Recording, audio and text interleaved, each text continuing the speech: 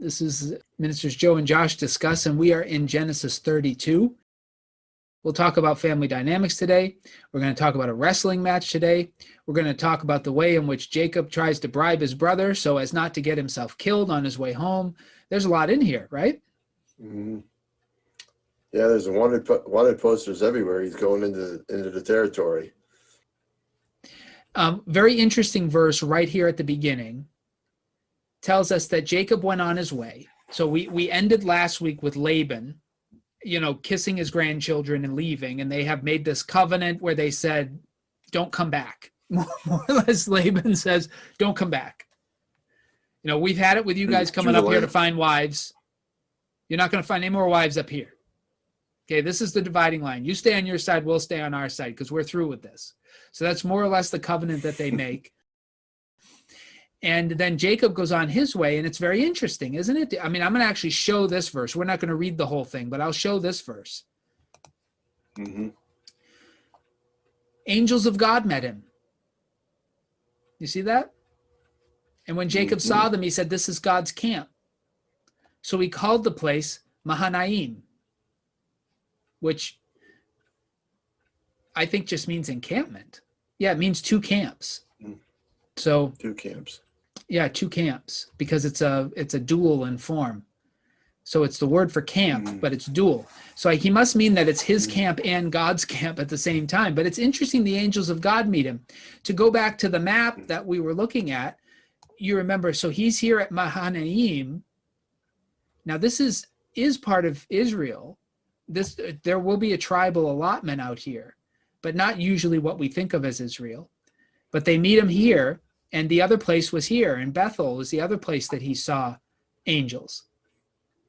So it's interesting. He hasn't had that experience while he was in Haran. But as soon as he's getting back to the Holy Land, he sees that there's divine activity going on, spiritual activity. I think that's important. I think we're meant to say at the very least, we're getting close to home. Right. And he sees these angels. There's that affirmation again, Yeah. Have you ever preached on that verse? No. me neither. I'm wondering how I would. Yeah. The angels of God met him. Yeah. This is God's camp. Apparently he encounters them. Do you imagine? This strikes me as a physical encounter. I mean, he talks with them. I spent 8 years at a camp, and I've never heard anybody preach on that one. Yeah. It's interesting. They probably quoted this. I bet you on some camp meeting wall there is something, this is God's camp. Yeah. Somewhere. Yeah. And it probably says Genesis 32, 2b. Yeah, 2b. But yeah, it's an interesting scene. It strikes me as physical. Like when in Bethel, when he saw it, he purely saw it. There was no interaction between him and the angels that were ascending and descending on that incline. Right? Mm-hmm. He just sees it.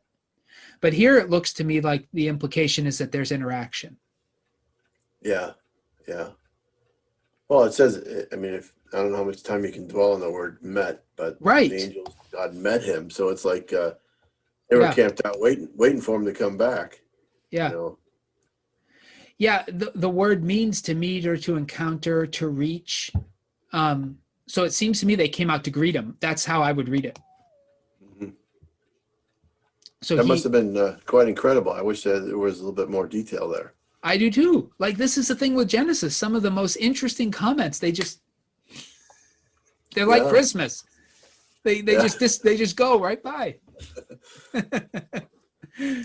So I don't want to belabor it too much, but apparently God has an encampment here in the eastern area of what later would be Israel, encamped along the Jabbok River.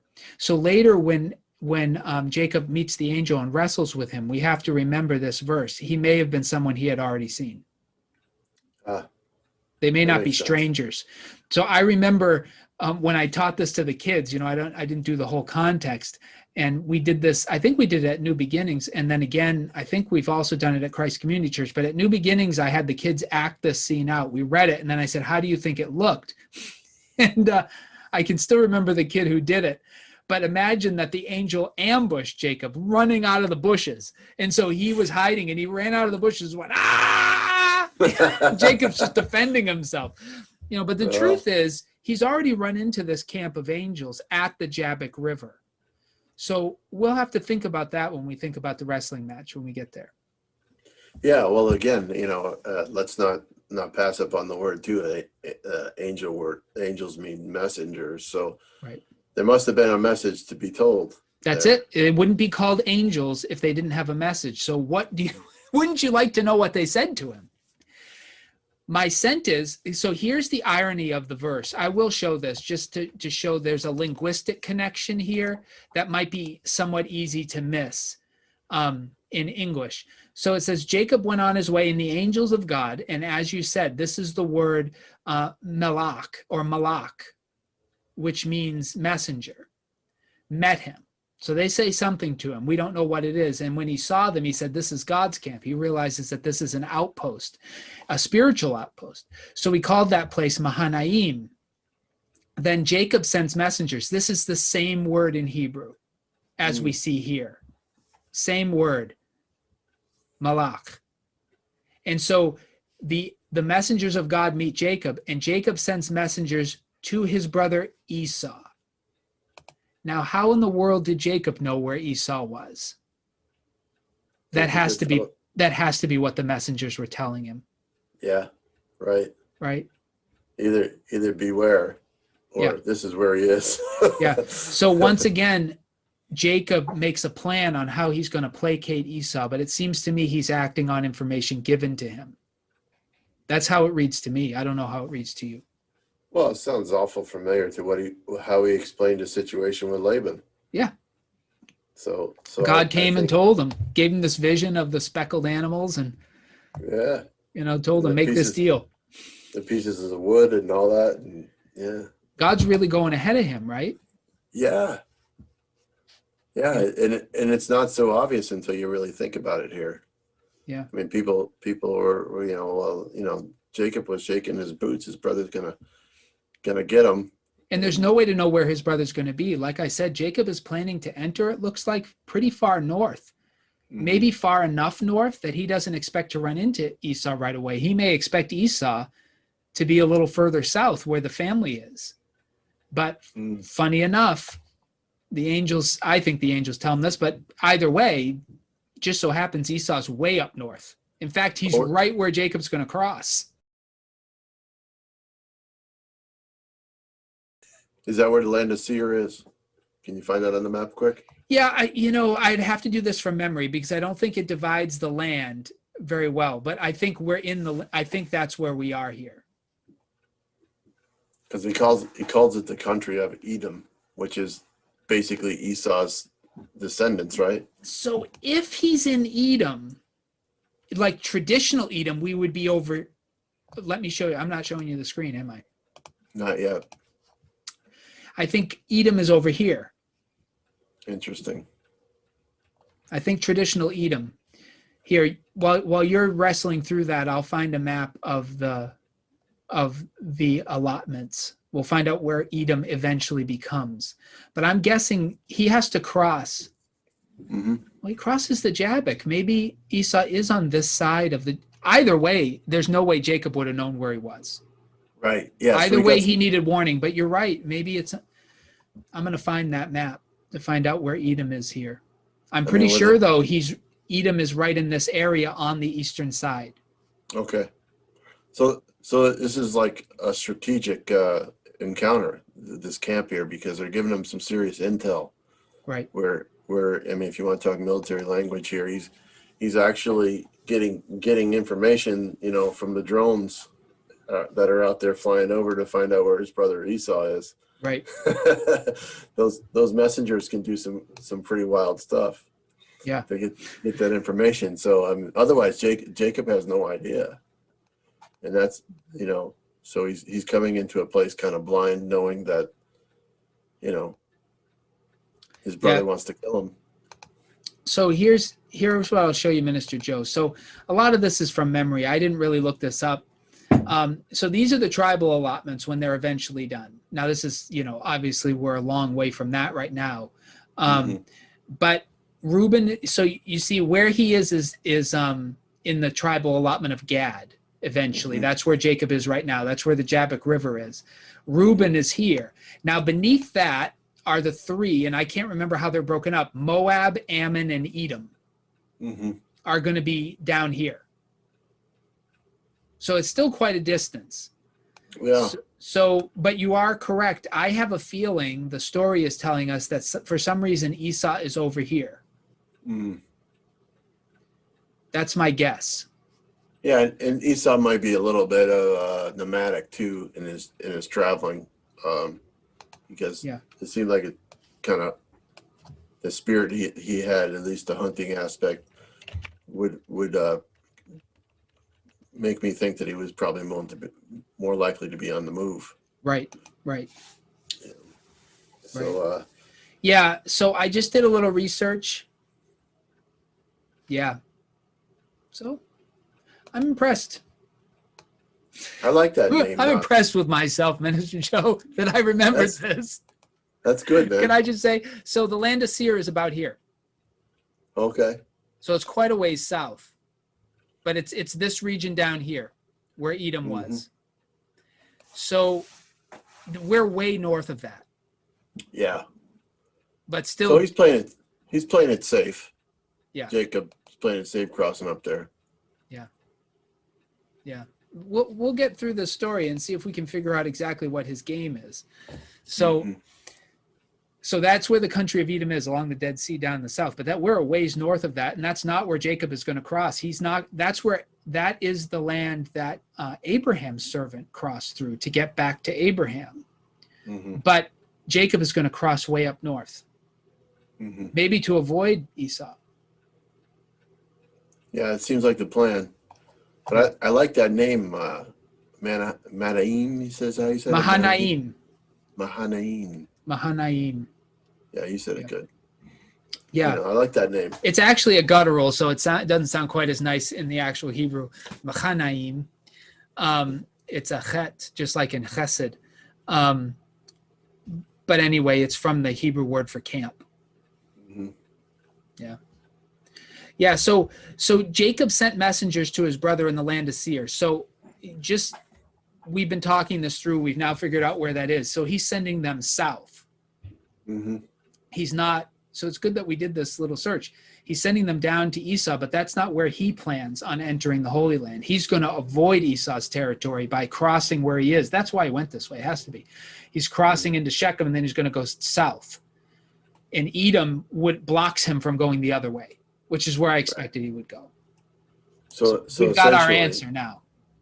So essentially, he's doing a flank. He is, but he's going to send messengers down.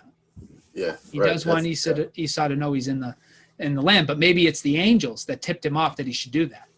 We don't know what their message was, but we know that Jacob's response to their message is to send messengers to Seir, and there's no way that he could have known that's where Esau was. Right.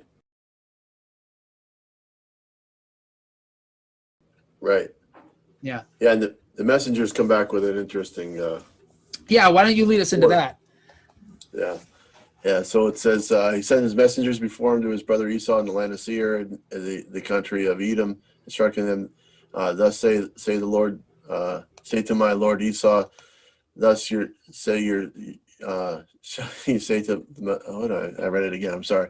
I have lived with Laban as an alien and stayed with you until now, and have oxen, donkeys, flocks, male and female slaves. I sent to tell you, my lord, in order that I may find favor in your sight. Then the messengers returned to Jacob, saying, we came to your brother Esau, and he's coming to meet you, and 400 men are with him. There you go, right there. Jacob was greatly afraid and distressed. He should be. He's shaking his boots now. Yeah. He divided the people and that were with him, and the flocks, the herds, and the camels, and the two companies, thinking, if Esau comes to one company and destroys it, the company that will left will escape.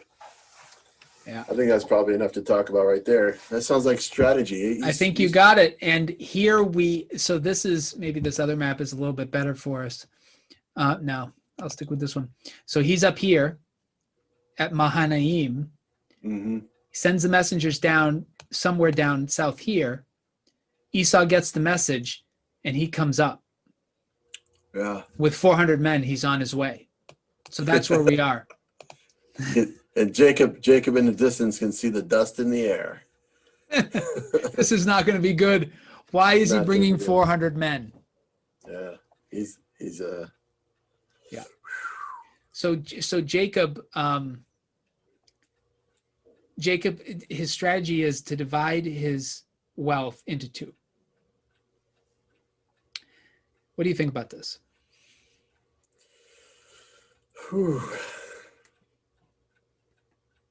Sacrificial lambs, I guess. Whoever gets sent in that first group, that's not going to be good, right? Mm-hmm. So we got to see who's in that first group. But before he sends them, he prays. Mm-hmm. But Yep, we he want to does. remember that verse you read. Verse 8 is key. He expects it's possible one of these two groups will be slaughtered. Mm-hmm. We have to remember that. That's right. Then he prays.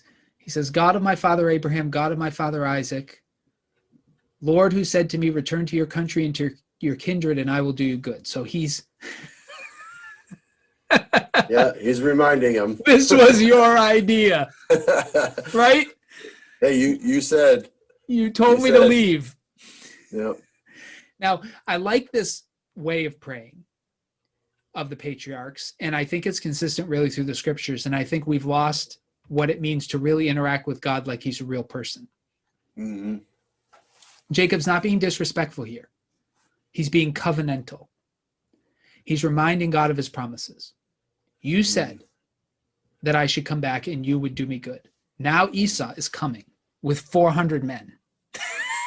So we got some to talk about here, but he's reminding the Lord of his covenant. And that's what I mean. And it's important to remind God of his promises. Not because God needs a reminder, but that's the negotiating. In many ways, prayer is a negotiation. So in our day, we often think of prayer as a power. If you do it right, you can control God. If you do it right, you can force his hand. If you do it right, you can get what you want out of him. And so we're always, just like the people in Jesus' day, going to these various teachers going, teach me how to pray. And what we mean is teach me how to get what I want from God. Now, Jacob is not in that kind of a relationship with God. Nobody really is, where God has to do what you want if you just say it right. That's where there's no law, no set of rules that can get God to do what you want. And Jacob knows that. So Jacob enters into negotiation with God. And that's what prayer is. It's a negotiation. He's agreed to hear us. He's not agreed to obey us. And you might quote verses like, but the scripture says anything we ask, he'll give. He says that to his disciples. And there are two things you have to think about. First, to whom was that said? And does that mean you? Because God can make agreements with whomever he wishes. And it might, just because he said it to one person doesn't mean he means it for everybody. So that's a question to ask. To whom was it said? And secondly, what does it mean to ask in Jesus' name? It doesn't mean that Jesus' name is magic. It means that you have to ask according to God's character. Because name is reputation, it's character, it represents who you are. And so to ask in his name means to act according to who he is. So you can't ask him to do things that would make him a different God, because he's not going to hear that. So you have to think about all that. And Jacob is entering into God's presence with negotiation. So he says, first he wants to specify which God he's talking to. Because remember, he lives in a world where there are many gods. So it's the God of my father Abraham and the God of my father Isaac. Now here, remember, he had been calling God the fear of Isaac. But when he talks to God, he's not going to give him that name. Yeah, right. Right? This is the God of Isaac. And then he says, oh Lord, the one who said to me. So he is super specifying, just in case the God of Abraham is different than the God who spoke to me at Bethel. Let me clarify which one I'm crying out to. The Lord who said to me, return to your country, your kindred, and I will do you good. The one I just spoke to in Haran. That's who I'm talking to. I'm not worthy of the least of all the chesed, steadfast love, and all the emet, faithfulness. Emunah, I think, is the actual word there, but it's from emet. Yeah. that you have shown to your servant. For with only my staff I crossed this Jordan, and now I've become two companies. So, which is funny because he just divided them into two companies. They were one big company. But so now he's coming into the presence of the king, and he knows this God is powerful and deserves reverence. So he specifies who he's talking to. This is the same thing Jesus tells us to do when he says, "Our Father who is in the heavens." This is exactly what Jacob is doing. And then Jacob is humbling himself. I'm not worthy of the things that you've done for me. But here I am, blessed by you. That is virtually the same. Your kingdom come, your will be done on earth as it is in the heavens. He's essentially saying, everything I have has been because of you, right? Right. And now I become two companies. Deliver me. This is the give us our daily bread and deliver us from the evil one stuff that Jesus teaches in the prayer on the sermon, right? Deliver me, please, from the hand of my brother, from the hand of Esau. Now, why can he ask him that? Because God promised to do him good. Because God told him to come back to this land. So he knows he can ask for deliverance because it's consistent with what God had already promised. He would not ask God to do something God had never ever said he was going to do. He's asking for God to fulfill his word. That's what he's asking for. So deliver me from the hand of my brother, from the hand of Esau, for I'm afraid of him. He may come and kill us, the mothers with the children. Yet you have said, I will surely do you good and make your offspring as the sand of the sea, which cannot be counted because of their number. Everything about Jacob's prayer is consistent with the Lord's Prayer that Jesus teaches us. And he's again asking according to God's name. Not that he said his name, but he's actually asking him simply to do what he said he would do. And he's calling on God's promises and asking him to make them real. And he has standing. This is the way a servant would come to the king. He has standing to ask because God said. That's why he can ask, because God said. And just very interesting. This negotiation is, and the same is true when we pray, is from a position of humility. But who's the decider in this prayer? Jacob or God? And it's clearly God. The prayer is never in control. And Jacob knows that.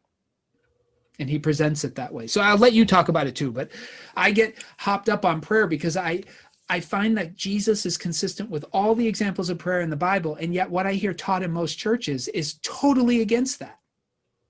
Prayer is a power. If you do it right, God has to do what you want. It's a way of figuring out the correct currency for the vending machine, and you just press E7 and you do it in the right way, and you're going to get whatever in the world is in slot E7.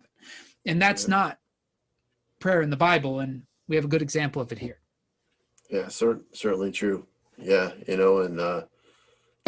the process that he's up against is life or death situation, and it's like, that classic part in The Princess Bride, when death is on the line. Never go up against a Sicilian when death is on the line. That's right. So there is that threat that brings out the honesty in Jacob that I think is something to be promoted within our prayers. You referred earlier, maybe in our conversation prior, about the honesty of the Psalms, the honesty of those who make these prayers.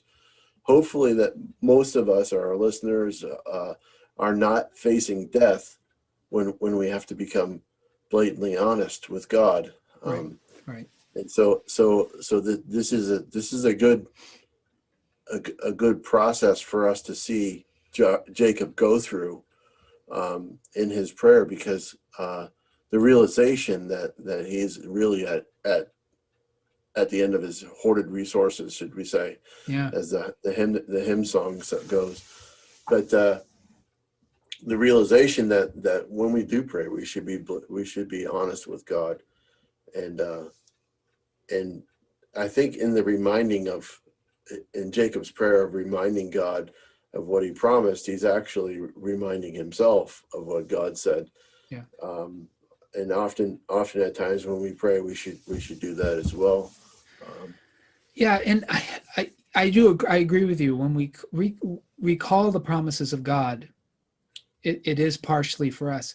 But I also want to say in the scriptures, especially in Genesis, God is not afraid of using the language of being reminded. He's not afraid of that. That's a theme. Like he puts the rainbow in the clouds to remind himself. Remember, he says that. And you might say, well, how does that work theologically? God can't forget. But the idea of reminding has not to do with forgetfulness. It has to do with motivation to act. Mm-hmm. God is chesed. He's loyal to the word that he's given. And so to remind God is simply to call on his chesed, on what the New Testament would say, his love.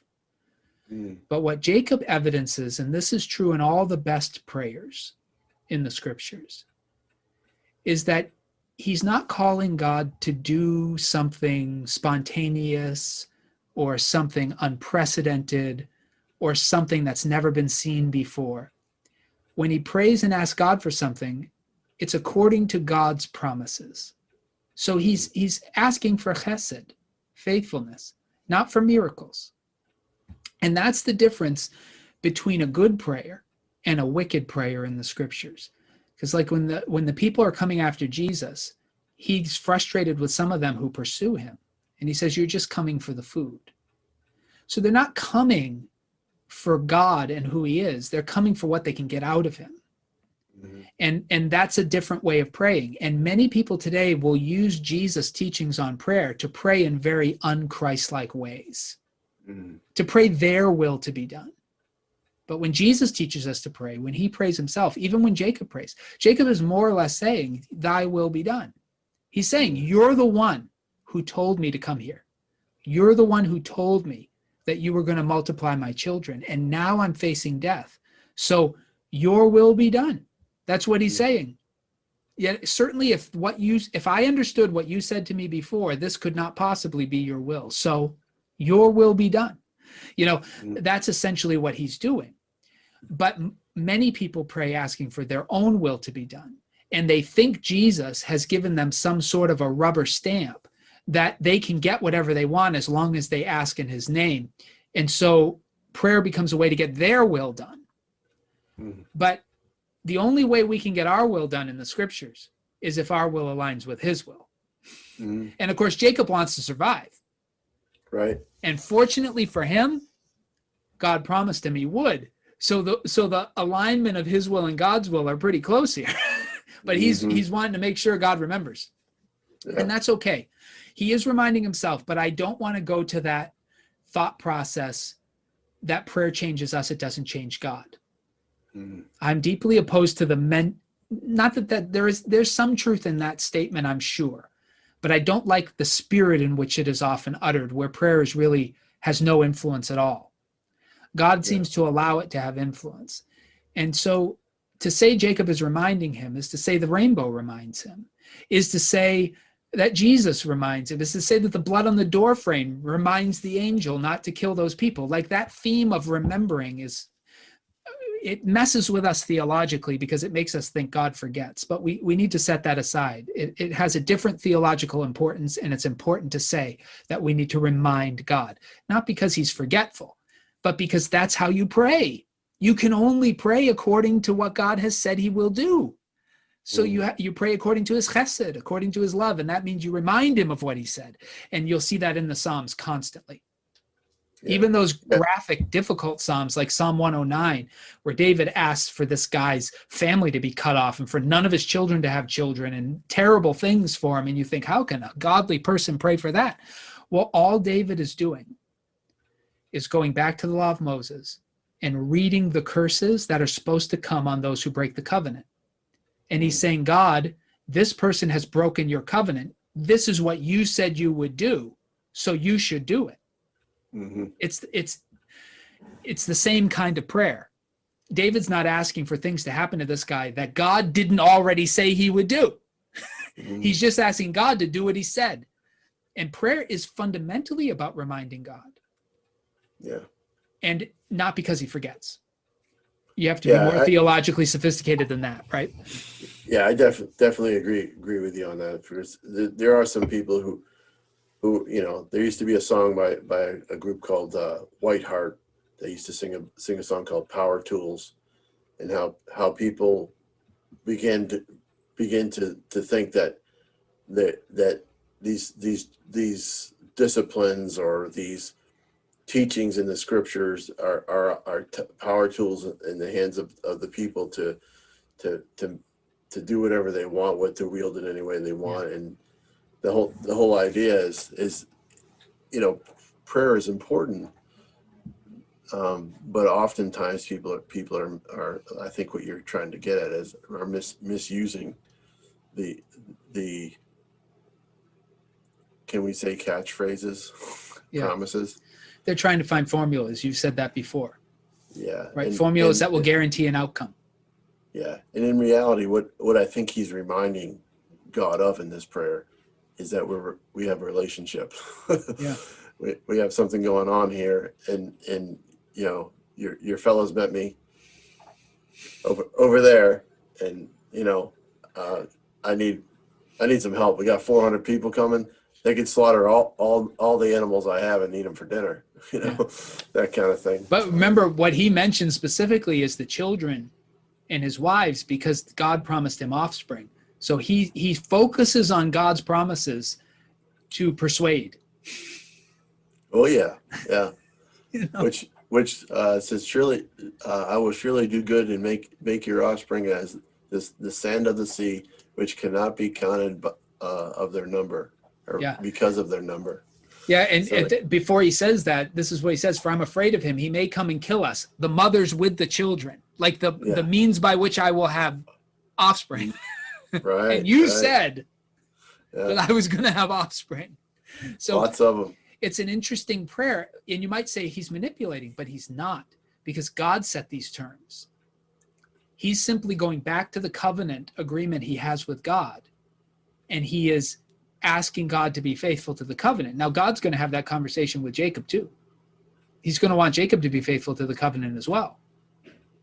Jacob obeyed. That's what Jacob is saying. You told me to come back here, and I didn't. Now, you said you'd protect me. Now I need you to do it. And he doesn't spend a lot of time waiting for an answer. He says it, he states his case, and he goes forward. Yeah, I don't think he had much of a choice. And then when you have 400 men coming, I think the people he had with his sons, I don't think his sons were that old by then. Yeah. They might have been like, pre-teens. Yeah. I don't know. So Jacob has this prayer, and he prays well, and then he stays at where he is, and then he decides, just like the dishonest manager in Jesus' parable, he decides, I need to bribe him. Mm-hmm. I need to soften him with some gifts. So he takes 200 female goats, 20 male goats, 200 ewes, 20 rams. So we're probably just talking goats and sheep here. 30. Now, do you know what this word means? Those are probably one hump camels. Milk camels? I don't or know. milch? I know the Hebrew better than I know these English words.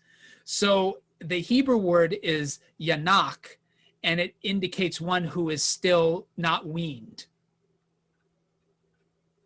And maybe that's what milk means, camels. But this means that young camels that are still feeding off their mother's milk. Yeah, NIV says camels with young. Yep. Yeah. So these are camels that have babies. Babies. And yeah, hence babies. they're colts. So. Yeah. And then 40 cows and 10 bulls, 20 female donkeys and 10 male donkeys. And he says, you lead with these. And we're going to give these to Esau when he arrives with these 400. So anyway, that's his plan. It's not a bad plan, right? Yeah, that's the appeasement party. And he sends them out first, and then he's going to stay the night here with both of his camps, as far as we can tell. Mm-hmm. Right? Yeah. Well, I thought he pushed him over the river. And he stayed there alone. I thought that's what it said. Well, that's where we're getting to. Okay. Right? Yeah. That's where Okay. Yep. that's where we're getting to. So my Okay. sense is that he sends this group to go meet Esau, Mm-hmm. and then he stays with both of his camps, and they cross the river, right? He sends them over the Jabbok. Doesn't tell us which side though. Do you think he sent Well, them on the back side of the Jabbok to protect them? Or do you think he sent them forward and put them in a more vulnerable position than himself? yeah, that's kind of awkward because it looks like the Jabbok is like, you know, horizontal, and the Jordan. It's like if it's perpendicular with the Jordan, it's a little. It would seem strange that he would have them come south into danger, It's and he interesting, stay on the right? north side. I So think this he is was what I'm actually. asking. The text does not give us a lot of information. I know the way that I would traditionally read it. Mm-hmm. He's here at Mahanaim, Mm-hmm. definitely north, on the north side of the Jabbok. Mm-hmm. He divides into two companies. We're not really told, where he puts them. He Mm-hmm. sends this group over, and then Mm-hmm. it says he sends his wives and his kids to cross the river, and then he Mm-hmm. stays. So the most natural reading would be that he would send them across the river and he would stay on the north side. Mm-hmm. It's an interesting thing though, right? Because now the way it looks is he's got his bribe and then he's got his family and then he's the behind, which feels like a cowardly move. Yeah. But I don't think we Unless have another option. I would unless he. prefer to think that somehow they crossed the river and then he sent them back and he stayed on this side. I would prefer to read him that way, but really that's not the natural way to read it. Mm-hmm. Or they crossed over it. Yeah. Or I think you just said that he sent them back. I wonder I if think. they crossed after going to Mahanaim, if they crossed the river and then he sent out the messengers. And then when they came back and said Esau's coming, the way I would like to read it is that he sent this gift and then he sent his families back to the north side of the river and he stayed. That's where I would like to read it. But the text is very unclear about his crossings here. Mm-hmm. So if somebody thought, no, I think everybody's between him and Esau, you could see why they would read it that way. But I prefer to think that he sent them back on the north side, but that's just a generous reading, I guess. I can't prove that. Yeah. Well, it is no doubt confusing. Maybe it just in my natural thought would be that they were on the north side of the Jabbok, and then he crossed with the gift, should we say, for Esau, and I think that was a way of saying that they were separated. Yeah. Is that they were on the other side. They probably all those people probably didn't cross the river and then go back. It's just too Yeah. That sounds really, really difficult. Yeah, and we don't know really if Mahanaim is on the north side of there's a city, a tell and whatnot that is on the north side, but we don't know which one he's dealing with. So it's hard even to know where it is. I agree though, sending them back and forth over the river. I don't know much about this river. I don't know if it's easy to cross, but I doubt you would want to do it. I mean, there was enough of them. He sent 200. He sent 200 as a gift. What was it? 200 goats and whatever. Yeah, I mean, that's a lot of animals. Yeah, doesn't it sound like maybe they've all already crossed? Yeah, yeah. And then maybe he just sends his wife and children back. I would rather read it that way, but it's very hard. Very hard. You can read plenty of commentaries. You can see what the commentators think is at stake, but yeah, I think the main point is that it's even try to figure that out. I'm not even sure that's the central point. Yeah, but if he does, if the traditional way of reading it, the way I've always read it, does make some sense of the ensuing story. So if the way I've read it historically is accurate, they're all here, Mahanaim, or somewhere near it. He sends those messengers over, then he sends his wife and children over, and he's left behind. then his wrestling match with the angel is not surprising because he's still near the camp of the angels. So they don't come out of nowhere. Yeah. Yeah. I think that's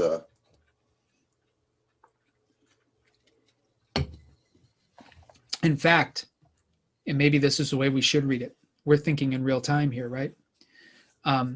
Why does the angel wrestle with him? Is it because he cowardly stayed behind? or maybe Jacob was looking for more intel. Maybe he sent them across and went back to Mahanaim to find out some more. Yeah. Or was trying to negotiate with them. Yeah. Say, hey boys, can I get you guys to come to fight with me? I just found I got 400 coming. I just said this prayer and I haven't heard anything. What do you know? Hey, can you set up the smoke signals? Because we're not getting anything right away here. It would make sense he would head back to get clarification, right? Or some confidence from a place he knew God was. How many people do that? You know, how many of us, when God has met us in a place, we have kind of a sacred attachment to that place, and we think to hear from God, we need to go back to that place where we heard from him. Whether it was an altar or a church, a camp meeting, whatever it was, the ground can become sacred to us because that's where we met God. And certainly if you're distressed and you don't know how the future is going to go and you prayed, you might think, all right, you guys all go. I got a stop to make, and then I'll be right along. And the stop is going to be the place you know God is. Yeah, right. Yeah, a place called the Camp of God. The Camp of God, right. That's pretty big sign there. I would be like, yeah, let's go there. That's a good idea. But here's what throws us off a little bit. Can I throw monkey wrenches all the time? Oh, yeah, it's like dodgeball. It's good. Yeah, so this is he doesn't actually meet the animal at Mahanaim. I mean, meet the angel. He meets him here at Penuel. Yeah. So it's quite a distance, right? So he's running away from the camp. Well, so here's my thought. Don't you love doing this in real time? But this is how you read. This is good. So he enters at Mahanaim. He sees the camp of God. We know that he's eventually going to cross over here and end up at Shechem. My thought is he sends the messengers down to Esau and he continues his journey towards where he wants to go. He gets himself down about here when the messengers get back to him. And they tell him Esau's coming. So he sends the gifts down here and then crosses to Jabbok at this point. And then my thought is he then heads back over, and I think he's probably going to head to Mahanaim, but the angel meets him here. If I had to reconstruct the story, I think that's the most likely thing going on. Yeah, well, there's a certain translation that talk about, what exactly would be the ford of Jabbok. Yeah. That's the question, what that means. Is that where? It's always tough to say, but probably here. Is that what that means? I noticed there was that little, I don't know. I wonder what that means. It looks like a little pond. Yeah. It's tough to say. Sure I'm still inclined to read, however we parse the whole thing. I'm still inclined to read that Jacob's headed back to Mahanaim or back to where he knew God was, and I think that's why he wanted to be alone. And the angel meets him. So that sounds less cowardly, though. Yeah, Cowardly. It does. At least I can feel better about Jacob than I did like 5 minutes ago. It feels strategic. You say, you got this information. My brother's coming, or at least we know where he's at. Can you give me any more details? Right. So a river ford is simply a shallow place where you can cross. So we would have really no way of knowing what the ford of the Jabbok is. Maybe people who live there know where there's a place where the water tends to run low, but we don't know. Yeah, that might be tough. Yeah, but obviously it's near Peniel or Penuel, depending on how you do the transliteration. Well, if there was a lake, a little pond there like that, that might mean that the exit is maybe thinner. You know what I'm saying? Maybe. Because you know, when it gathered, that kind of makes sense. It might be the overflow, and then Yep. just speculation. Yeah, but that's pretty close. Yeah. That might be what's happening. Yeah. But Jacob still doesn't know where that is. I mean, he doesn't know that area real well. Well, and you know, I don't want to belabor the point, like beyond the point of toleration. But there's no reason he had to cross south on the Jabbok if his intention was to go to Shechem, because you'd imagine he could just cross anywhere here. Right. Right. So crossing this seems to be in response to Esau. Yeah. Well, I mean, strategically, I mean, if you're in those days, you would think that the safest place would be on the other side of the water, no matter what it is. If it's even if it's a mud pit, people, an army of 400 is still going to have a hard time getting through that area. Right. So strategically, it would make better sense to stay on the north side. Yeah. But he doesn't do it. Yeah, I don't unless they had already crossed and he sent them back over. And that's, you know, it's debatable. You could read it either way. Like the text just doesn't give us a lot of indication. You could easily say they crossed some here at Manhaim and they've been traveling headed this way, maybe hoping to cross here so they wouldn't have to cross two rivers. Maybe they were going to stay south here and cross, but then he sends the messengers down. They find out Esau's coming, so he quick sends them back over. Yeah. Like that could have been what happened as well. That sounds most logical to me. But, yeah, that's the way I wanted to read it at the beginning. But yeah. Well, we kept messing around with it. You have to, because you ask yourself, is Jacob alone because he's trying to go get help? And part of me wants to read it, that he wants to get back to the camp of God. But he could have gone either way. Yeah, I like that interpretation more so than the cowardly aspect. I mean, you can call somebody a coward or say that act of seems cowardly. You know, how productive really is that? I mean, it's not. It's a judgment on a person, but it doesn't really help to interpret, I think. So I'm with you. So this is what we're going to say. This is our reconstruction. Have we popped over to this screen enough? Oh, it's good. This is our reconstruction. Are you ready, Minister Joe? And this is a guess on our behalf. But it will help us. If you're on the podcast, you can pull up a map and try to follow this too. Yeah, I don't know what you're going to do on the podcast. You might want to pop over to the YouTube video. The link is in the show notes. Well, they can draw it out by hand, right? That's right. So he comes from the north here and comes to Mahanaim, which is where he sees God camping, right? The camp of God. Mm-hmm. We're suspecting they might have crossed the Jabbok, even though the text doesn't say it. And then he's traveling west, perhaps coming with the intent of coming down here to cross and end up in Shechem, which is what he eventually does. But he sends out messengers to Esau, maybe because of the intel he got from the angels at Mahanaim. While they're journeying here, he sends out the messengers. The messengers get back when they're somewhere near Peniel. And he decides to send a bribe to Esau from here, and then perhaps has his wife and family cross the Jabbok north of Peniel, maybe for their protection. And he's left here by himself, perhaps because he's going to head back the way they came to see if he can get to Mahanaim, or at least, get some help. And he's left here, and an angel meets him. And we're guessing it's an angel that we're meant to believe came from Mahanaim. Or perhaps was with him the whole time and he didn't know it. Either way. Yeah. But the angel is not a surprise. They've been in the story. He knows they're in this region. That's about as good as we can do, right? Yeah, he's in the right place. I mean, that's where God, where he was told, pretty much told where God would be. Yeah.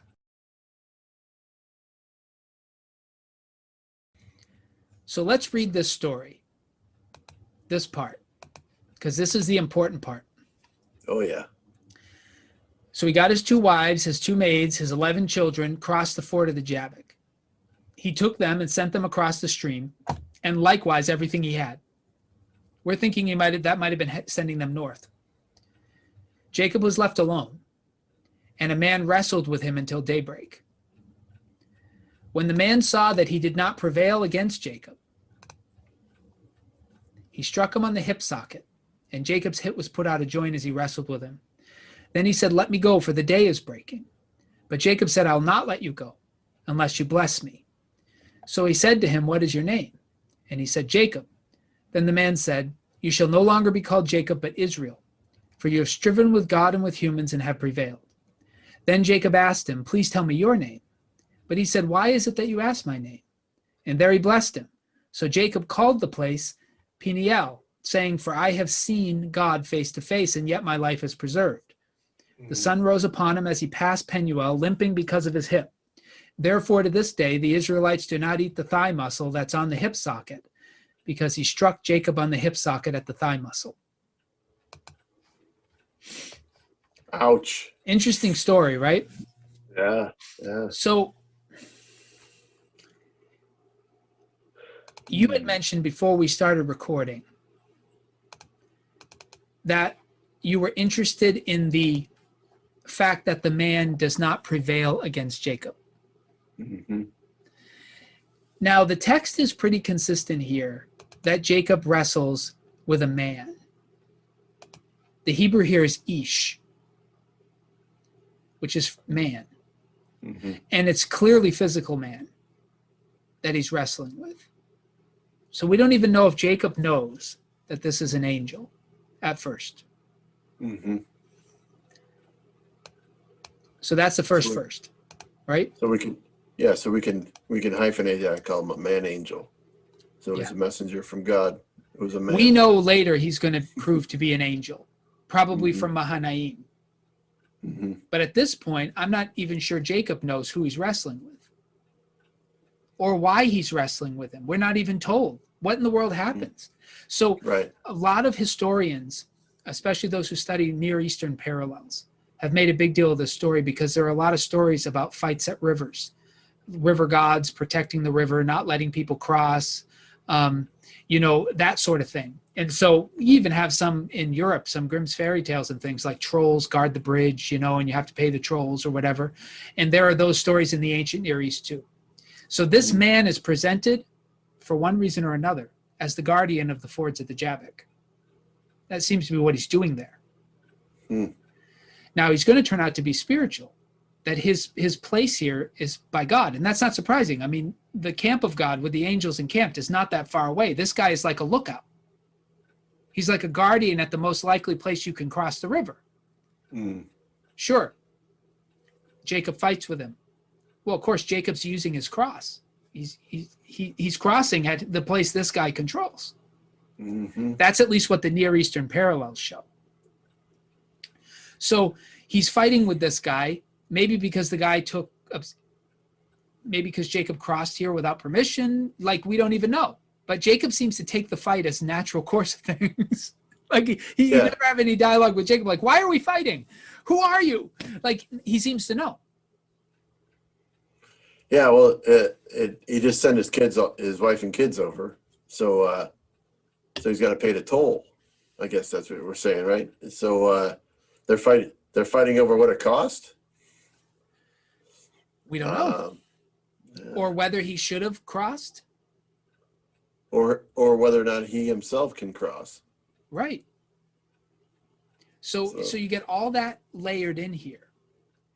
And the man can't win. That's the thing. Whoever this guardian is, he can't overcome Jacob. He can't make him yield. Isn't that interesting? Well, that was pretty much what Jacob asked God for in his negotiations in the beginning. Yeah. Isn't it? Yeah. So the word for prevail that couldn't prevail sorry, I just looked this up, is the word yakol, which means to endure, have power, overcome, that sort of thing. So it's translated pretty well here. The man couldn't beat him. He couldn't outlast him. He even says, "Let me go. It's nearly daybreak. They've been wrestling all night. And that leads to this spiritual reading where some people will say, see, this is clearly a being that can't survive the sun. You know, that's the Near Eastern parallels, right? This is some sort of a night creature, you know, but that's not the way it's presented here. The man is tired. Jacob has worn him out. They have wrestled all night, and he's like, let me go. It's nearly daybreak, you know, and Jacob won't let him go. It's such an interesting story. We'll go back and talk about these details. I just want to make sure everything's on the table. And so the guy has to cheat, right? He cheats. Right. And this is when Jacob knows he's more than a man. Right. Because he cheats. And it's very difficult to translate. I'm not even going to begin to translate exactly what he heard or how he heard it or how in the world that indicates.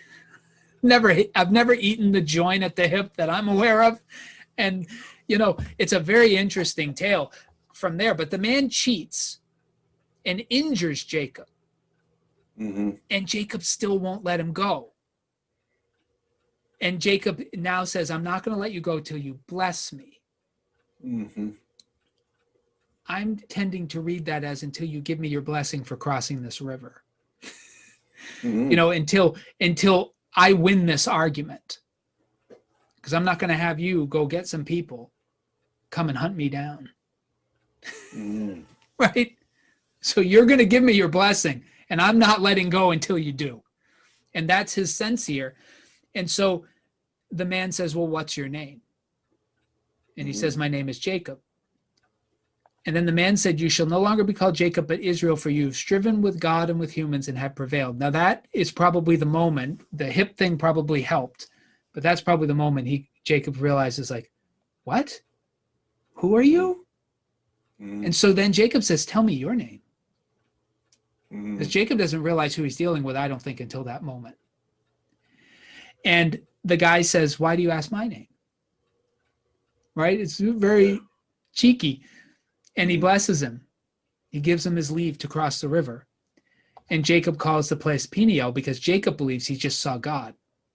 Now, we don't know that he did.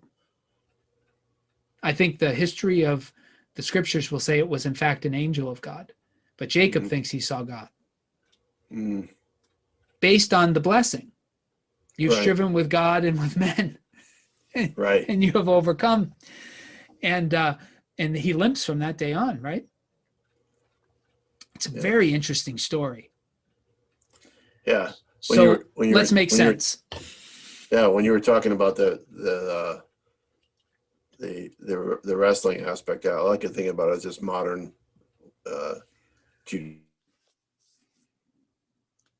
jiu-jitsu type of where they actually get you to try to just submit by either pulling your arm out of socket or whatever. I'm thinking I can't imagine how this guy pulled his leg out of socket and ruined the tendon on his leg. Right. That's what he did to him. But that's what he did to him. And so that's the submission. And still Jacob wouldn't yield. Can you imagine the agony of that? Oh, yeah. I mean, but he wouldn't yield. And after this, he can't even walk. Right, yeah. But he won't yield. For Jacob, whatever starts this fight, and I'm guessing it has to do with the crossing of the river, he can't let it go. And I think we're meant to say that God, and he has a camp on this river, Mahanaim, and he's just come from Laban, where they put a marker and said, you can't cross here. Remember, Laban said that to him. You can't cross here. You stay on your side, I'll stay on mine. Somehow this river, God has marked as uncrossable. We don't know by who, but he's got a camp on the river, and he's apparently got a guardian at the ford. So this is a serious little place God has marked out, and we don't know anything. Like, this is the thing. It's like reading the story of Aslan in the Chronicles of Narnia, where he says, I only talk to you about your story. I would like the other story. Why have you marked out this river? Why do you have a camp on it? And why is there a guardian at the ford? But we're not told any of that. Just Jacob bumbles into it by crossing here, and he fights this guy. And it's an angel, it seems, but appearing in physical form. And eventually gives Jacob leave. He blesses him. He gives him leave to cross, but Jacob has to wrestle with him. How?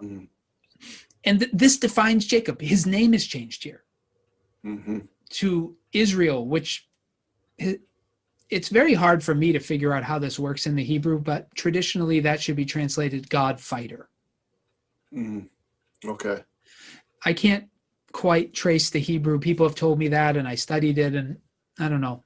But anyway, that's the traditional rendering. So this story somehow defines Jacob. Right. That everything comes to a head here. How do you make sense of this as the defining moment of Jacob's life?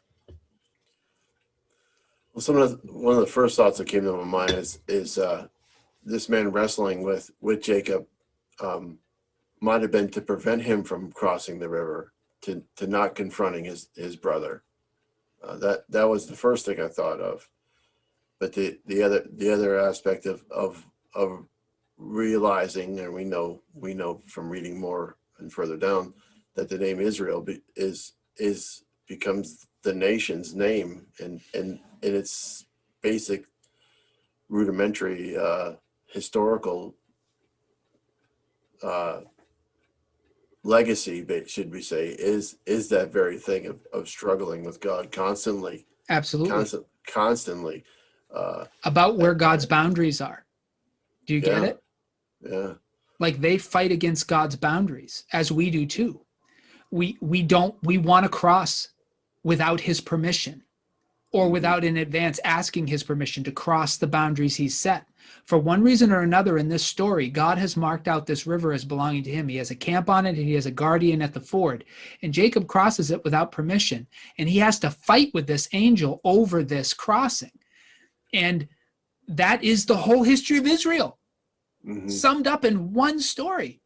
They are constantly fighting over the boundary God has set. Constantly.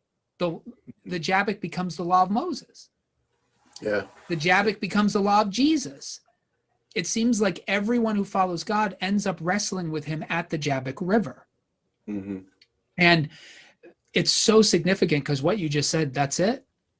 This is Israel. No wonder he gets his name here, because this defines Israel. They are the only ones to know where the boundaries are. Like Jacob gets to see that this is where the camp is. He gets to encounter this angel at the ford. So they're a gifted people, blessed, because they see the boundary, but they also fight with God over it. And there it is. It's the whole history of Israel summed up in one story. Yeah. What a contrast between the line set in the sand with Laban and this situation. Right. Yeah. What a contrast. But Jacob, it dawns on Jacob, he's dealing with more than a man. You know, when that blessing, that's a huge, to change somebody's name, that is a huge, bold thing. He knows he's dealing with something different here. Yeah, this is more than just someone guarding the ford of a river. And that name wouldn't be a name you would pick. Right. Yeah, no. And Jacob doesn't go by it for a while. Yeah. The text kind of toddlers back and forth. Huh? This hip tendon becomes sacred to the people of Israel, we're told. Yeah. And this injury comes to define their table manners. So it's very, very interesting how defining this is. And I think we've plumbed the depths of some of its significance.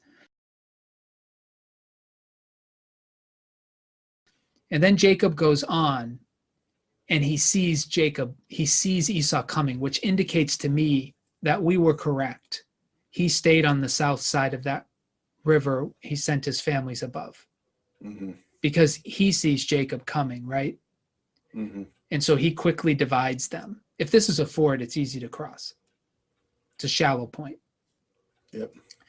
He divides the children among Leah and the two maids.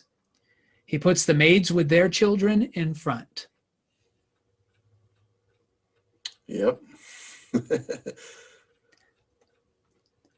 Then Leah with her children, and Rachel and Joseph last. And he goes ahead of everybody. I think that pushes against the cowardly thing. Oh, yeah. Right? bowing himself to the ground 7 times until he came near his brother. Then the story takes a Shakespearean turn. Mm-hmm. Esau embraces him. Right? Falls on his neck, kisses him. Esau interrogates him about the children. But before we get to that, what do you think about the arrangement of how he arranges these kids and spouses and concubines? That's definitely in priority to his preference. And you get 400 men, and there's going to be led by a guy who would sell his birthright first for red stew. Might not have any problem taking out the whole lot of people, Yeah. And hard to control 400 hungry men. Yeah. So he's being strategic in that way, but I think he's already begun to count his losses. But in some ways, do you think Jacob just repaid the blessing? I mean, the birthright. I think he was probably thinking that he could probably soften the blow. I don't know that he could. I'm guessing. I'm just guessing, but I'm guessing he became so prosperous that what he sent to Esau would have more than paid for the birthright he stole. Yeah, which is kind of interesting because he doesn't have any of that. There's none of that birthright is even there. He doesn't have it yet. He's not even been back home. He was sent out with nothing, right? He's got nothing. Yeah. So who knows what's happened while Jacob was away? Yeah. So. Yeah. So Esau, I think we're meant to see this as God has gone before Jacob with Esau, but it's interesting how. So Esau has become prosperous. That's what he says, right? Oh yeah, yeah. Yes, So, he does. He says, I don't need any of this stuff. What are you sending this stuff ahead of for me? Yeah, to me, I have right? more than enough. So the Lord Mm-hmm. softened Esau's heart to Jacob by blessing him. Mm-hmm. Right? Esau's made a life for himself. Right. And it's away from the family because it's in Seir. So, but he's apparently content. Yeah, he's doing all right. But of course, it's also polite in these days to say, no. No, I don't need that. But he does keep it. He does. Yeah. And then Esau says, let me travel with you. Right? Let me travel. I'll keep you safe. You've been gone a long time. You get all these kids and everything, right? So Jacob doesn't, Jacob kind of, the kids are frail. I got a lot of flocks and herds. Some of them are nursing. If we drive them too fast, my flocks are going to die. Why don't you go ahead? You go, you're going, and I'm going to go slow, at the pace of all these weak things I have with me. And I'll come and visit you in Seir. So Esau said, well, let me leave you with some of the people, that I have with me. They can keep you safe. And Jacob says, why would you be kind to me? Yeah. After all I've done for you. Yeah. So Esau goes back to Seir, and Jacob journeys to Succoth, and builds himself a house there. And he ends up going to Shechem. Now, for any of us who are not familiar with this story, this geography, this is what just happened. They're at Peniel. Esau says, let me take you. He's basically saying, let me take you home. I'm down here. I'll take you down to Beersheba. My guys will travel with you. Jacob says, no. We're going to be too slow for you. You go back home. I'll meet you there. But he goes to Succoth. He's not going south to Seir. He keeps going west. Right. And he eventually comes to Shechem. So when he's going to come and see Esau? after he's Never. come all the way home to Beersheba, he might come and visit. So that's what just happened. Yeah. They parted ways, and Jacob, he's not going to travel with Esau. He still doesn't trust him. No, he's not going to turn his back on him. So that's the end of what we're going to talk about in terms of just the details of the story. But how do you want to wrap this up, Minister Joe? Well, if you're going to steal something from your sibling, this is not the way to do it. You should realize that things on earth are only worth so much. Don't spend all your time trying to gain something you can't hold on to. But it's certainly a story of for Jacob I see faith development here. This is much more spiritual than we've seen before with Jacob, other than the experience of Bethel. So he's got to be depending a lot more on God here, because he could have just lost everything, his own life and everything at this point. Yeah. And those messengers from the camp of God, I think, were maybe meeting with Esau more than we realize. Yeah, they've softened him, though it's still not clear if Esau has some bad things in mind for him. It went better than it had to. I mean, he embraced him and everything, but they politely part ways. Jacob does not want to travel with Esau. And if you do steal from your brother, I think Jacob did a good thing. He paid him back. This reminds me of the story of Zacchaeus in the Gospels, where he was a tax collector and he had thieved quite a lot and become very rich off of his tax collecting. And when he finally follows Jesus, he decides he's going to pay him back. He's going to pay back 4 times, he says, what he stole, which is double what the law requires. The law required you to pay back 2 times what you stole. He says, I'm going to do 4 times. There is a sense in which Jacob is paying Esau back. He is making amends. And that's probably a good example. I agree with Jacob is becoming a better person. Mm-hmm. And his faith is being tested without a doubt. Mm-hmm. Yeah, probably through the pressure cooker for sure on that one. But I think that there's always I always find it so appalling when you hear stories of families that have strained relationships. And I always try to encourage them to realize the eternal perspective of it, or the long-term perspective of it, how petty some of those disagreements can be that cause dysfunction. That I think are, it's just a shame that people go through their life, a lot of their life sometimes, without resolving some of these issues. And I think if anything, this story or this portion of scripture reminds us of how important it is to be right with your family. No matter how bad you feel, may have felt wronged or taken advantage of, it is not worth the pain that's created by relationships that are just go year in, year out.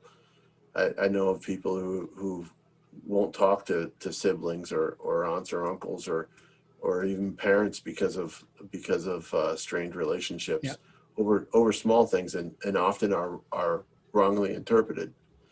So I would encourage all of us to think about how we relate to each other, realizing that our personal struggles, our perception can be wrong, or can be skewed to what we think happened, and I would encourage, especially in this time and season, to try to resolve some of those things in a peaceful, civil way. You may not have to give 200 goats and stuff like that, but well, it depends on how much you took. Yeah. One of the principles that comes out of what you're saying for me, that I think, at least in the light of Jesus, is that we need to forgive others when they sin against us, but we cannot demand that they forgive us. And there is a sense here that Jacob is willing to accept the fact that he may never be forgiven by Esau. And he treats Esau as one who has not forgiven him. mean, that's why he doesn't want to travel with him. And a lot of family conflicts come from demanding forgiveness from people who won't do it, and demanding to be treated as we think we deserve to be treated, and not based on what we did in the past. This happens to a lot of people who come to faith in Jesus, and they have kind of a sordid past with their family. And now that they're a Christian, they expect their family to treat them like a new creation. And even though we are a new creation in Christ, the people we've hurt may never see it that way, and we can't require them to. They'll have to answer to God on whether or not they forgave. But I like that Jacob does not force Esau to forgive him. In fact, he seems to assume he won't forgive him, not fully, and he creates some distance. So I think there's some wisdom in that, but we need to forgive those who sin against us. We can't be Esau. But we do have to be willing for the fact that some people will not be able to overlook the things that we've done. And depending on how severe those things are, they might be justified in not trusting us again. And you can't demand that. You can't demand it. And a lot of conflict comes from demanding forgiveness from people. Yeah. And I think there's some wisdom too, if we reflect it back to the time when Rebecca had them in the womb, and there'd be two nations. And in some ways, this is kind of a fulfillment of that as well. Yeah. So I'm not saying that this is all about that. But the contentiousness was inevitable when God was only going to choose one of them. Just like Cain and Abel, if God is going to find one sacrifice acceptable and the other not, it's going to cause conflict. And it was pretty much God saying, I'm going to choose one of these two. And of course, that's going to cause conflict. The conflict is God's fault because he chose Jacob. So in that way, it's God's fault. But what they do with it is their fault. But when God chooses one and not another, I mean, that's going to cause a problem. If you prefer one of your children to another and do what Jacob later does with Joseph and give all kinds of gifts to the one you prefer, that's going to cause problems. You don't have to be a prophet to know, right? Yeah, right. In some ways, your favoring that child is going to cause problems. And sometimes you have no choice. Like if you have a business and you want to hand down this business to one of your children, and both children want to be the one to run it, but only one of them has the skills for it, you may be forced to give this business to the child that has the skill for it, and that is going to cause a rift with the other one. And the rift is your fault, kind of, because you had to choose one. Right. But the rift is their fault because you have to be willing to be Cain. All of us have to be willing to be the one not chosen. In fact, that is the essence of being holy. The essence of being holy is learning to be a good person when you're not Jacob, when you're not Abraham, when you're not Abel, when you are the overlooked one. And I think Jesus addresses that when he says, blessed are the meek. Blessed are the overlooked. Blessed are the undervalued. Because when the kingdom comes, you will be seen. You'll inherit the earth. So, I think the other lesson of this story is it has to be hard to be Esau. Yeah. But each of us has to be willing to not be the chosen one. He certainly was trying hard. And he even tried to impress his dad by marrying a descendant of Ishmael. Yeah. You got to feel for Esau, but of course Esau is a jerk in a lot of ways too. We're mixed bags. We're good and bad. Yeah. Well, he made some choices too to ally with that same type of appetite of Esau, of Ishmael. So all those things are like pointing in a trajectory. Yeah. And then the other thing we pointed out, which I think is a real revelation for me in this discussion, is how critical the fight over the ford of the Jabbok River is, and how it is a picture of the people of God wrestling over boundaries, wrestling with God over boundaries. Yeah. I've often felt like well, I don't know if I should admit this. We'll I edit it often out feel, if you feel bad about it later. I've often felt like my name should be Israel, because I feel like I've struggled Hmm. in time in ministry and in certain places, you know, and it was just because it was difficult. That's about it. But I believe that through those times I experienced, I also draw closer to God, and He saw me through. Yeah. So I think all people who truly follow God with open eyes are going to have wrestling matches with him. mm, You know, I'm thinking about the Jonah series that I preached here at Christ Community when I first came. It was before you joined us, Minister Joe. mhm, And one of the things I said was that Jonah took the long way to Nineveh by first taking a little vacation to Tarshish. There's no indication he wasn't eventually going to get to Nineveh, but he was going to take long enough that Nineveh got destroyed before he arrived. You know, that seems to be his heart. It's not exactly disobedience. It's more like delayed obedience, really delayed obedience, you know. But in any case, Jonah thought he's doing the right thing. There's a wrestling match between Jonah and God where Jonah really disagrees with God's decision to spare the Ninevites. And he suspected all along that that's what God had in mind by sending him to them. And so that wrestling match Jonah has with God is over a conflict of values. And I know it sounds so bad to say Jonah believes God is in the wrong, but it's inevitable as we walk with God that from a human perspective, some of his choices are going to look wrong to us. And that's the wrestling match that we often face. It just doesn't seem right. Like this doesn't seem right. We wrestle. But in the end, the story of Jacob tells us that God is the more powerful opponent, right? And he sees things we don't see. That's the rest of the story. I would like to know why this river was so important at this point in history to God. And Jacob doesn't know why. All Jacob can think of is, I need to go home. You told me to come, so I got to cross here. He doesn't know why this is so significant. He doesn't know why God has an outpost on this river and why he has a man guarding the ford. Jacob doesn't have a clue why. So he doesn't even know the significance of the battle he's in. And neither do we. We're never told, other than the details that God has marked out this river as an important boundary.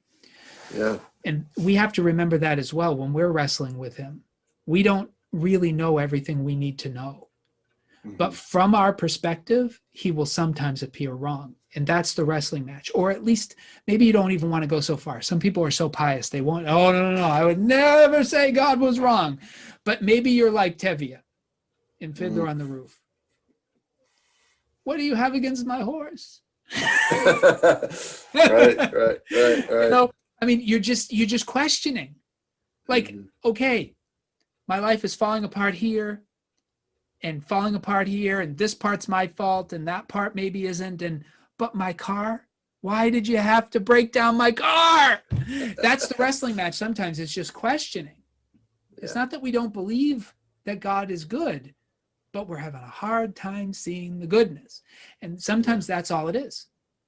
Yeah. Sometimes it's way more severe than that, where we literally think we're walking away from our faith, that something has happened that is a deal breaker for us, and I cannot believe in this God anymore. Some people face that, and that's a much bigger wrestling match.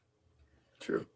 Yeah. But if we hold to him, if we refuse to let him go, a blessing might be coming. Now, maybe not the one we want, like a wrenched hip and a limp for the rest of our lives is not what you'd look for, but Jacob realized somewhere in the middle of this wrestling match that he couldn't let go of God. He couldn't let go of this angel and all it represented. Yep. And that's, for some of us, when we're wrestling with God, we can't let him go. Right. And that hip was a reminder, I think, and that we constantly see in the scripture. Tell your kids, put it on your door frames, constantly remember what God has done. And so, I mean, to have that, not that I would ever want my hip to be in pain.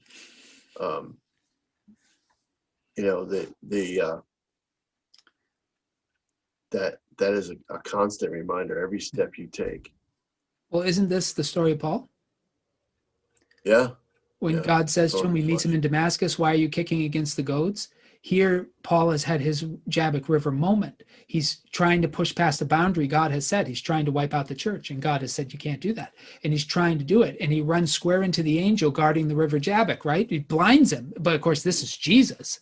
Mm-hmm. And he says, why are you kicking against the goads? Why are you fighting against the boundaries I've set? And Paul says, who are you?